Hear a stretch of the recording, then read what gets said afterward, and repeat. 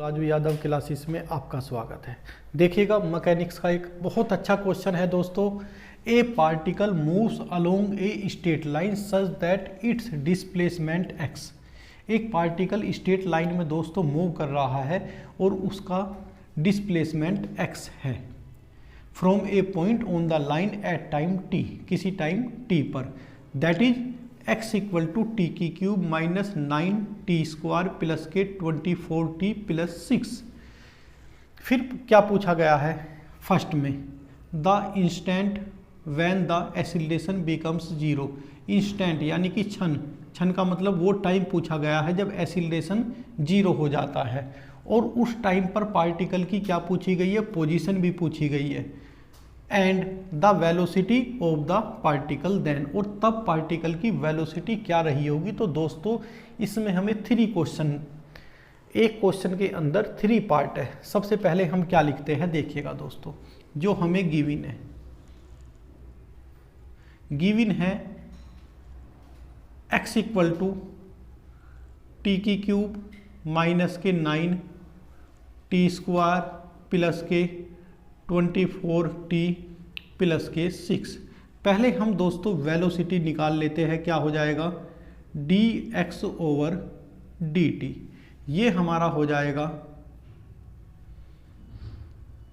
3t² minus के 18t plus के 24। अब एक्सीलरेशन ये हो जाएगा d2x dt square 6t minus के 18। अब हम फर्स्ट पार्ट पर आते हैं। फर्स्ट पार्ट में दोस्तों पूछा गया है the instant when the acceleration becomes zero, तो हम लिख रहे हैं the instant when the acceleration becomes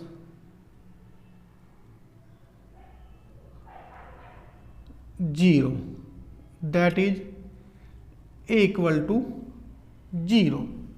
तो दिस इम्प्लाइज दोस्तों 60 माइनस के 18 equal to 0, 6t equal to 18, 6 से 18 ये 3 टाइम, तो this implies t equal to 3 second. First part दोस्तों कंप्लीट हुआ। फिर देखिएगा ये पूछा गया है दोस्तों, देखिएगा वैसे तो पूरे मैथ में ही ये चीज़ फॉलो होती है।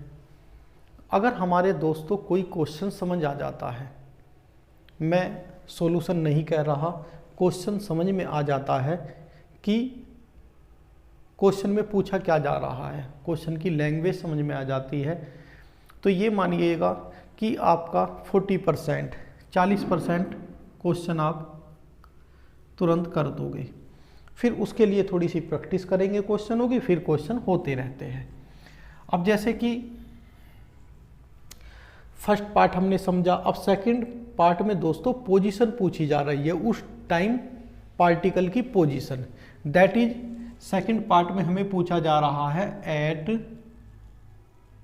t इक्वल टू 3 पर position, at t equal to 3 पर, तो x इक्वल टू हो जाएगा दोस्तों 3 की क्यूब माइनस के 9 इंटू 3² प्लस के 24 इंटू 3, और ये दोस्तों प्लस के 6, तो x इक्वल टू हुआ 3 की क्यूब 27, 9 इंटू 9 81 प्लस के 72 प्लस के 6। हम प्लस के एक साथ ऐड कर लेते हैं और माइनस के एक साथ ऐड कर लेते हैं, देखिएगा। तो देखिएगा दोस्तों 72 6 78, यहाँ कितने बचे माइनस के 3, फिर तो माइनस के 3 इससे सब्ट्रैक्ट करेंगे तो दोस्तों x इक्वल टू आ जाएगा 24। यही पूछा जा रहा है, उस टाइम पार्टिकल की पोजीशन पूछी जा रही है, किस टाइम, जब टाइम t = 3 सेकेंड था। अब थर्ड क्वेश्चन है दोस्तों, थर्ड क्वेश्चन में क्या पूछा जा रहा है, वेलोसिटी पूछी जा रही है उसी टाइम। वेलोसिटी का मतलब क्या होता है, dx/dt एट t = 3 पर। dx/dt है क्या दोस्तों, dx/dt, तो ये 3 × 3 का स्क्वायर माइनस के 18 × 3 प्लस के 24, 9 × 3 27 माइनस के 54 प्लस के 24। जब दोस्तों इसे हम सोल्व करेंगे तो ये हमारा आ जाएगा माइनस के 3।